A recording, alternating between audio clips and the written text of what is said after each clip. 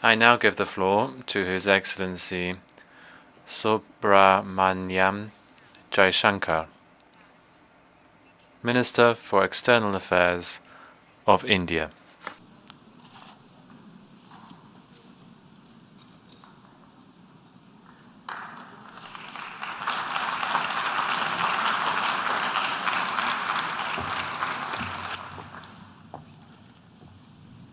Madam President, Excellencies, distinguished members of the General Assembly, I bring to you the greetings of 1.3 billion plus people from the world's largest democracy.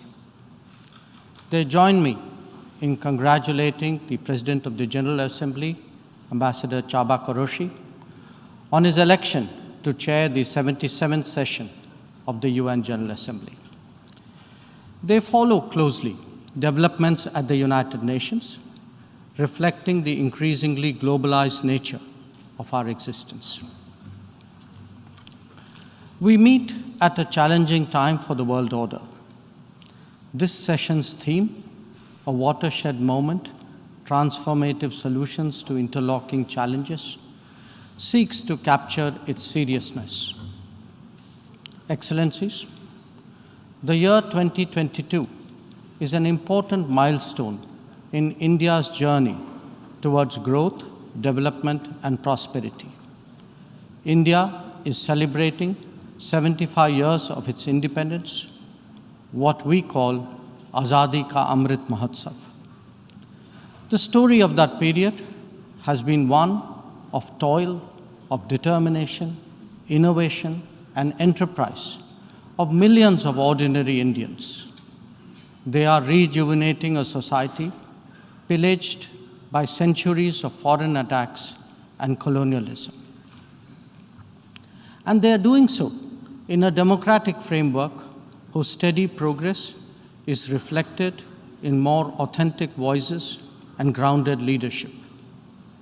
This new India, under the visionary and dynamic leadership of Prime Minister Narendra Modi, is a confident and resurgent society.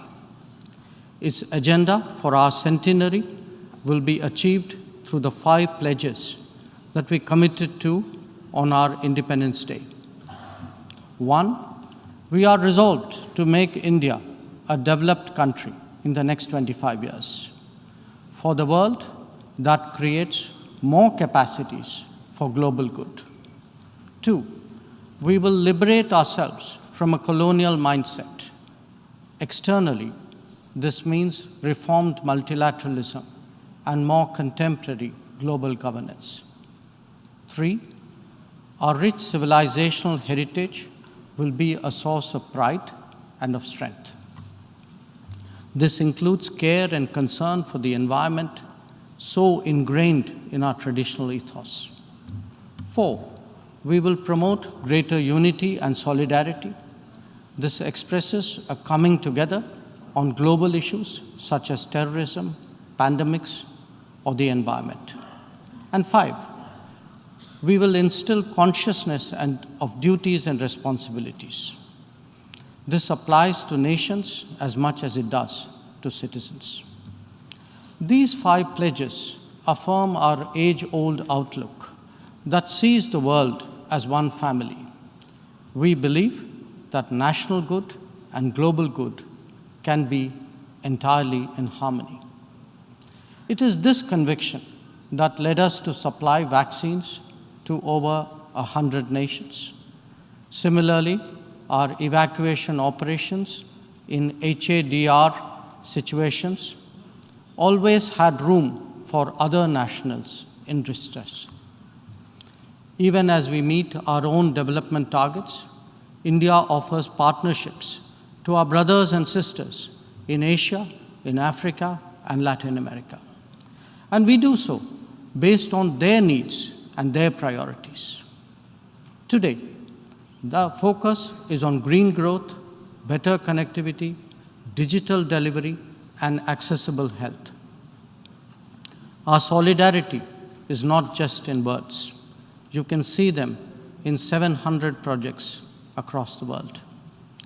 Madam President, Even while India contributes to global betterment, we recognize the sharp deterioration in the international landscape. The world is already struggling with challenges of post-pandemic economic recovery. The debt situation of the developing is precarious. To this is now added the rising costs and the shrinking availability of fuel, of food, and of fertilizers. These, along with trade disruptions and diversions, are among the many consequences of the Ukraine conflict. The Indo-Pacific, too, witnesses fresh concerns about its stability and its security. And climate events have added an overlay on these mounting anxieties. As we saw in the case of the COVID pandemic, the South will be the most impacted, even if the immediate causes are well beyond. It is imperative that global conversations recognize this deep unfairness. The inequity of vaccine distribution should not be replicated in other domains. Madam President, as the Ukraine conflict continues to rage, we are often asked, whose side are we on? And our answer each time is straight and honest. India is on the side of peace and will remain firmly there. We are on the side that respects the UN Charter and its founding principles. We are on the side that calls for dialogue and diplomacy as the only way out. We are on the side of those struggling to make ends meet, even as they stare at the escalating costs of food, of fuel, and fertilizers. It is therefore in our collective interest to work constructively, both within the United Nations and outside, in finding an early resolution to this conflict.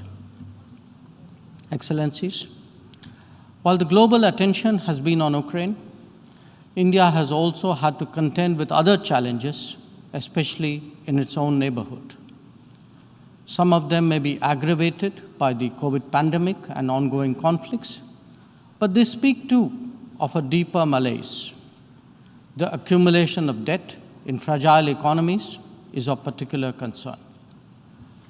We believe that in such times, the international community must rise above narrow national agendas. India, for its part, is taking exceptional measures in exceptional times. We do so when we send 50,000 metric tons of wheat and multiple tranches of medicines and vaccines to Afghanistan. When we extend credits of $3.8 billion to Sri Lanka for fuel, essential commodities, and trade settlement. When we supply 10,000 metric tons of food aid and vaccine shipments to Myanmar. When we fill the gap in humanitarian needs left unaddressed by political complexity. Whether it is disaster response or humanitarian assistance, India has stood strong, contributing particularly to those nearest to us. Excellencies, the world as we knew it is poised for transformational changes. It has been impacted in recent times by a succession of shocks, each of them significant by itself. The COVID pandemic called into question the over-centralized nature of globalization and has led all of us to seek greater resilience and reliability of supply chains. The repercussions of the ongoing Ukraine conflict have further heightened economic stresses, especially on food and energy. Climate events have added to disruption that the world is already facing. As for the promise of technology, it has certainly multiplied our capabilities, but also added to our vulnerabilities. Trust and transparency are legitimate expectations of a more digitized world. The quest to create a better global order would necessarily have to address all these issues. Among them, Some are clearly more existential in nature and necessitate intense coordination by the international community. Climate action and climate justice are particularly noteworthy in this respect. In their pursuit, India has worked with partners on the International Solar Alliance, the One Sun, One World, One Grid initiative, and the Coalition for Disaster Resilient Infrastructure. We stand ready to support any collective and equitable endeavor to protect our environment and to further global wellness. Lifestyle for Environment, or LIFE, as declared by Prime Minister Narendra Modi in Glasgow on the sidelines of COP26, is our homage to Mother Nature.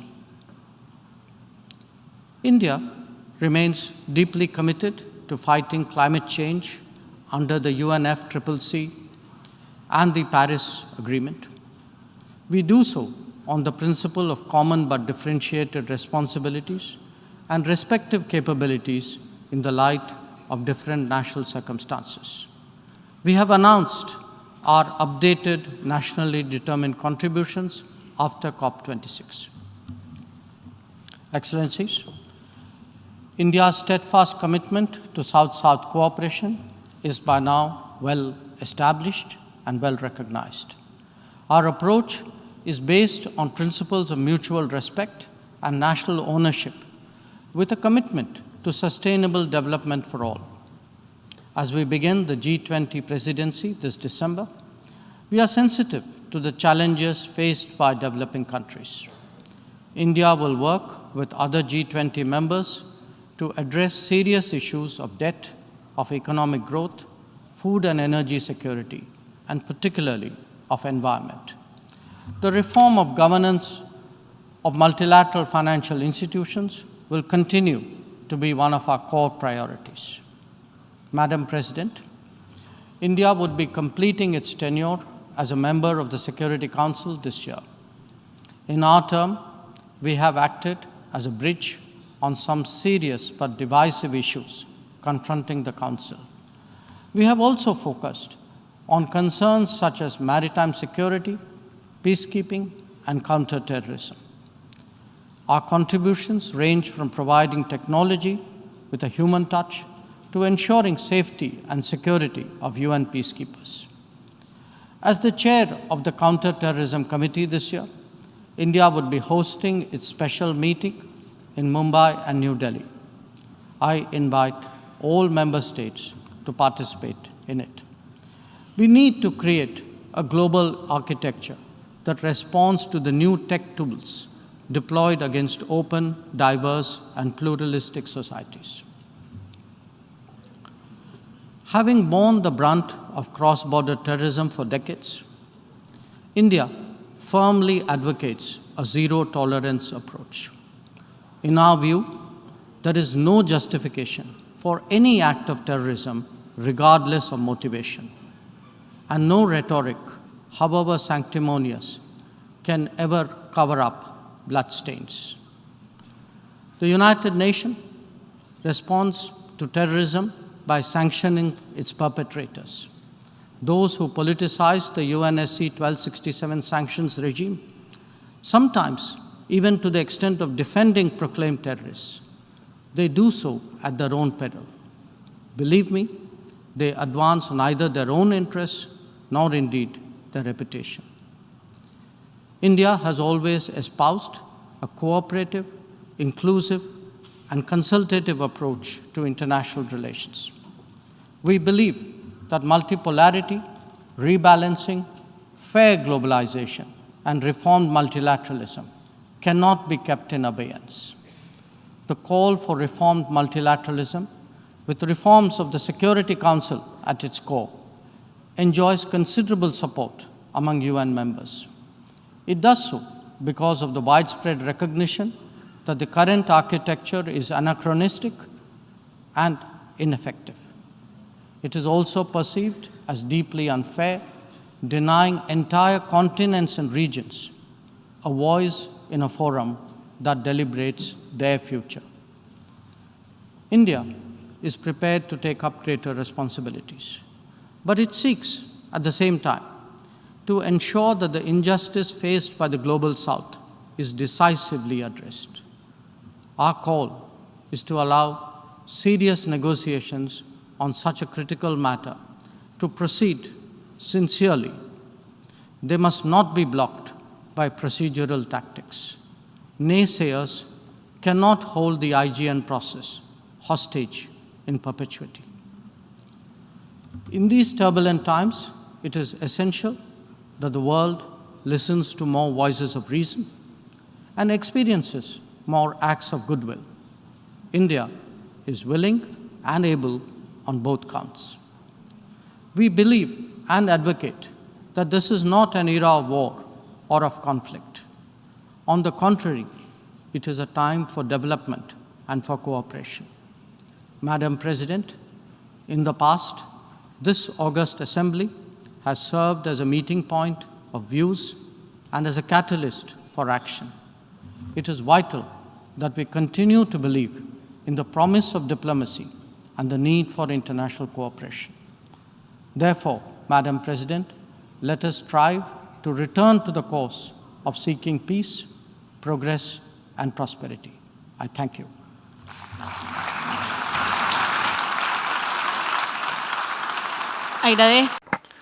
I thank the Minister for External Affairs of India.